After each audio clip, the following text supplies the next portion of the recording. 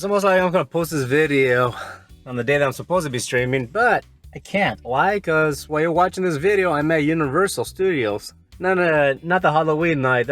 We're not doing that this year. But like, yeah, we have like the passes, and like, we wanted to go and check out like pretty much the overall Halloween decoration or whatever before like they opened up for Halloween Haunt. Most people are now most likely gonna go for, you know, the Halloween nights and spend their money on that shit. Our hope is we can go during the day when it's open to the public, you know, non-Halloween event people, and then like I like to think I'd be able to like at least ride the fucking Mario ride, you know, have that chance. So that's what I'm doing at the moment as you're watching this shit. Also, they got some cool merch, you know, for Halloween, you know, related stuff, and their new mazes. You know, they got like the Stranger Things maze and some other shit, I think.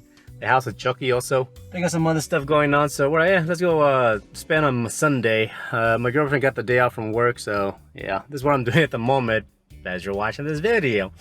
But it's a little extra that I wanted to add to this video is that the night before me filming this damn video, today's September the 10th, so it's a Sunday at the moment. So yesterday, Saturday, we went to go see like some like emo cover band music shit. I don't know, like I'm not really, it's more of puppy punk, like, you know, AFI kind of, My Chemical Romance, you know, that style of music. That's not really my jam, but like, you know, it was an event organized by my buddy, so you know, we want to go and support him and like, you know, just get the fuck out of the house, because usually on Saturdays that's when I deliver tech news, so I've been in front of the computer most of the day, so I just wanted to get out. So, but I wanted to test my camera. I've been experimenting with my phone. And like a problem I always had was like getting night footage, right? Like it'll come out too grainy or too dark or nothing good. Messing around with it, it turns out that like when like I switch from 60 FPS on my smartphone app and I go to 30 frames per second, it actually looks good at night.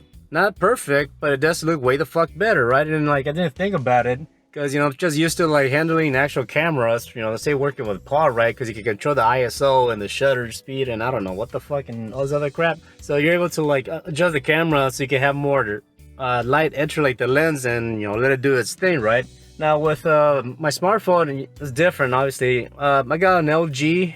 I can't remember the brand of it. I'll post it here if I remember, but yeah, it's nothing that great. But the thing is that it makes a lot of sense. So obviously, since like the sensor on my phone is not as advanced as the actual camera, when you film at 60 frames per second, like the frame rate is really fast. So, you know, you got to be in a well-lit environment for it to like catch up on a lot of light. That way, you know, it's able to like pick up on whatever it is you're filming. At nighttime, it tries to compensate because it's like the shutter is going so fast, it's not allowing some time for like the light to enter the sensor and let the internal technology adjust itself so it can like, you know, do what it needs to do to make sure like the visuals look fine, right? So what it'll do is like it'll crank up the ISO and then like my footage will come out grainy and it doesn't look good.